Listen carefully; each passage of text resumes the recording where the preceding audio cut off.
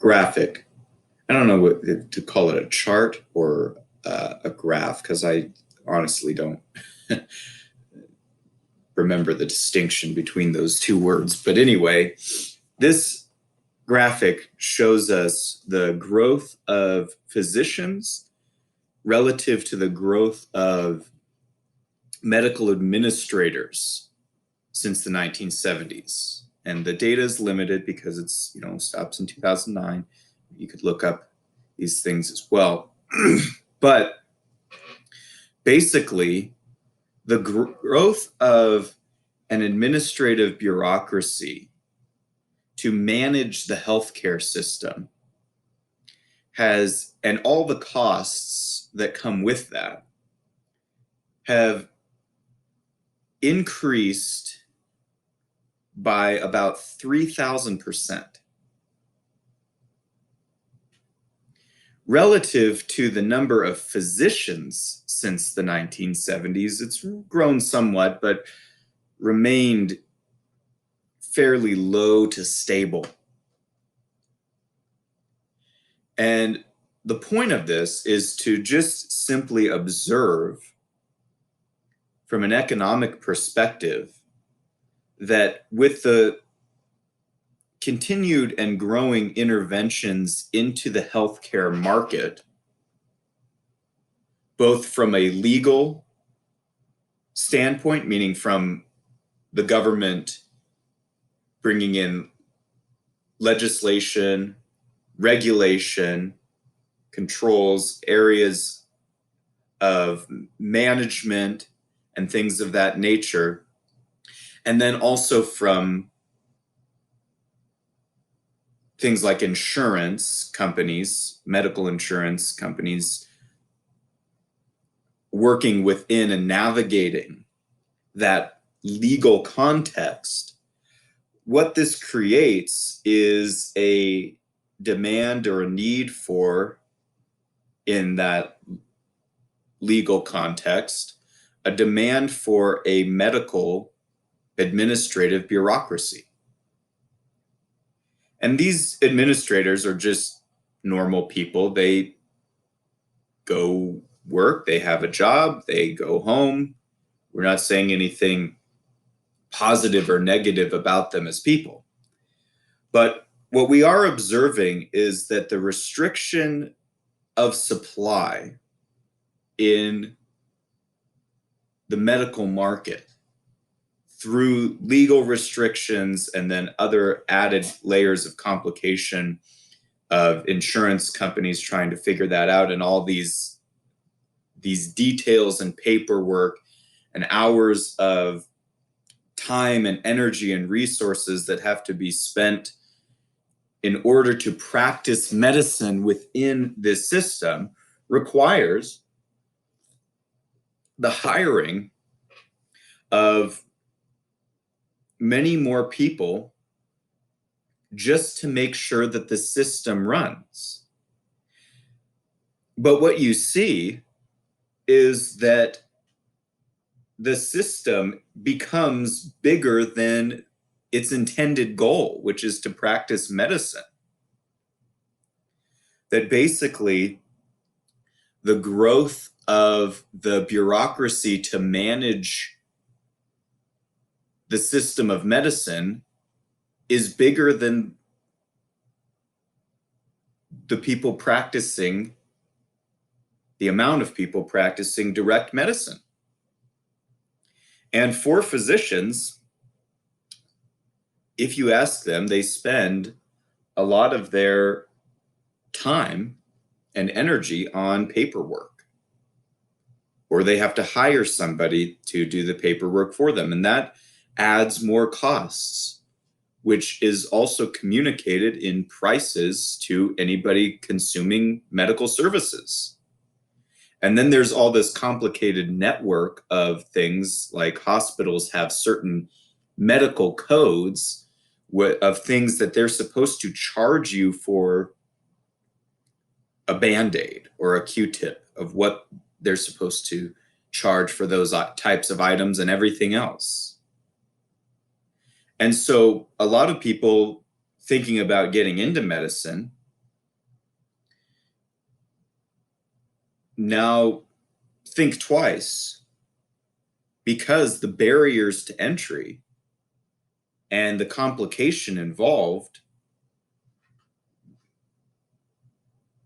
is so onerous in many people's minds that they decide, you know what, maybe I'll do something else in the medical field rather than all the time and expense that it takes to become a doctor, plus dealing with all the complication. Maybe I'll do something else. It also, a lot of doctors, experienced doctors, because of this added complication, have retired early in order to avoid this. Imagine if you were a doctor in 1975 dealing with this amount of bureaucracy, and then you were a doctor in 2005 dealing with this amount of bureaucracy. Now, empirically, from an economic standpoint, economics doesn't say whether this is good or bad or anything. It doesn't make those value judgments.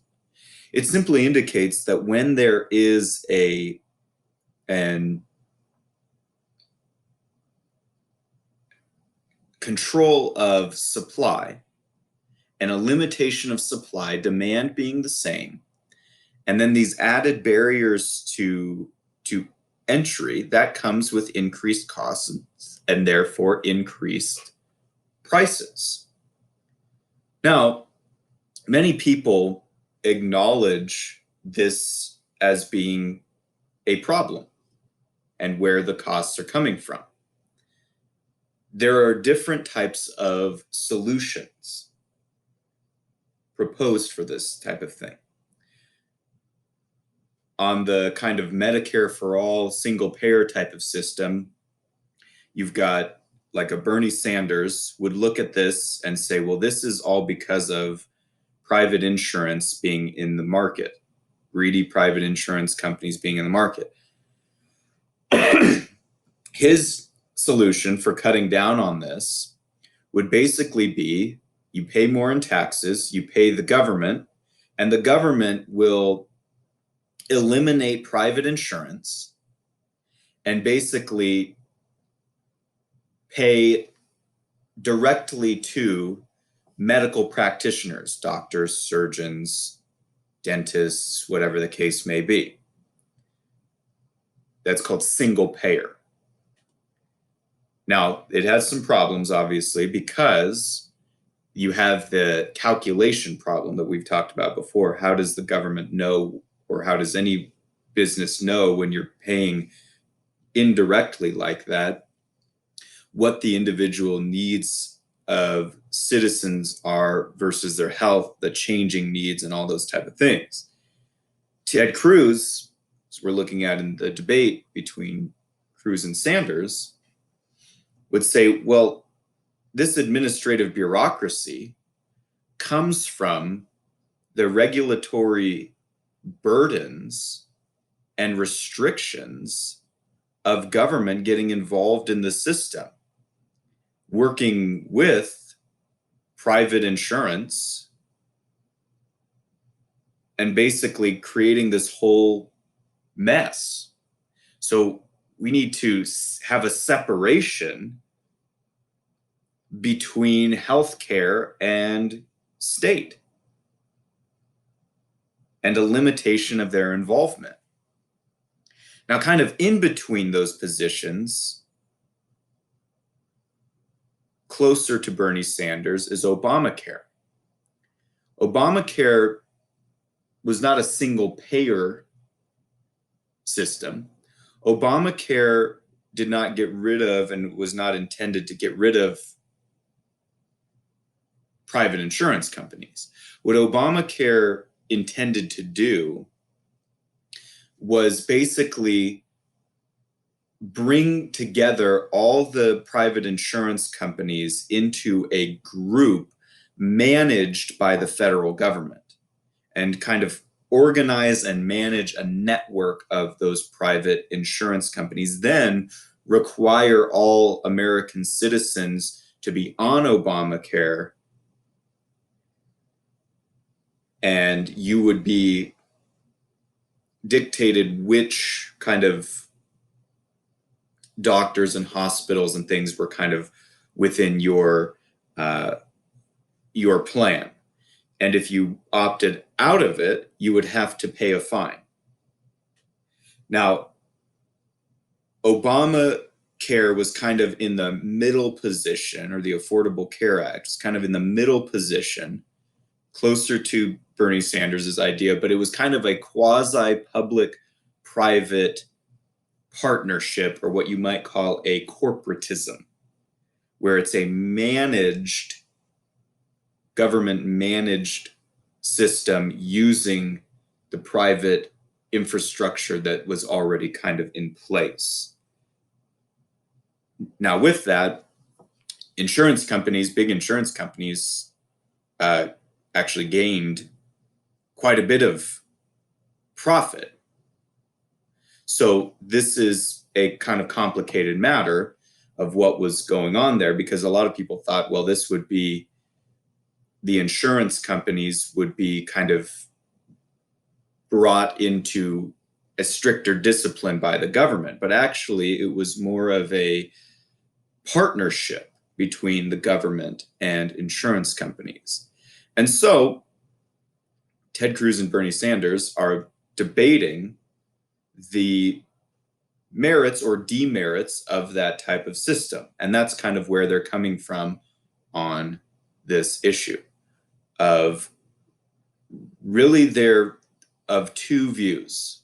I mean, they have their own positions, but regarding Obamacare, the question is whether the government is teamed up with the citizens against insurance companies in Obamacare, or, and that would be kind of Bernie Sanders' view, or whether the government and insurance companies are teamed up against the citizen. And that would be Ted Cruz's view. And so this is where kind of the debate is. But what we have seen, and what they would both observe, is this growth of this administrative bureaucracy adding costs and complication to the system. And therefore, that's one of the reasons why we see increased prices.